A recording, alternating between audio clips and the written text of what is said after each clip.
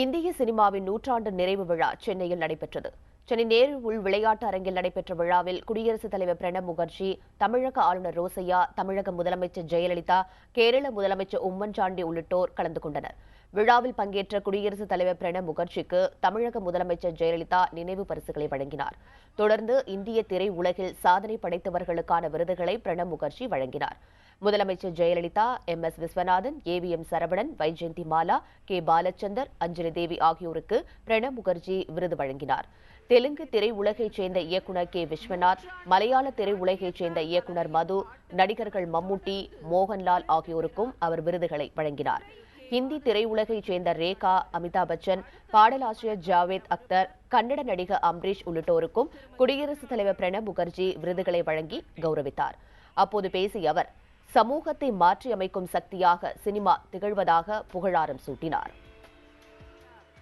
இவர் ஒருவர்தான் என்று சொன்னவர்களிடத்திலே இருந்து நூற்றாண்டு பதக்கத்தை பெற்றுக் கொண்டிருக்க We have the challenge in the industry to convey the right type of message in the right manner, and I would expect to have that.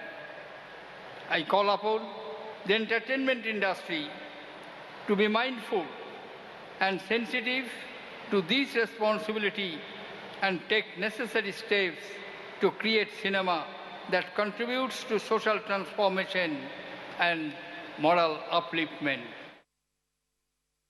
சமூகத்தின் கண்ணாடியாக சினிமா துறை திகழ்வதாக முதலமைச்சர் ஜெயலலிதா தெரிவித்துள்ளார்.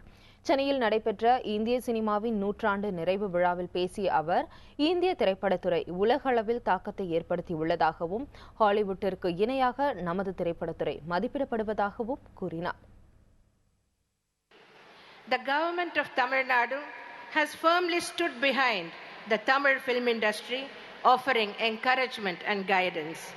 Whenever I have assumed power as Chief Minister of Tamil Nadu, I have ensured that the Tamil film industry is given all necessary support and impetus.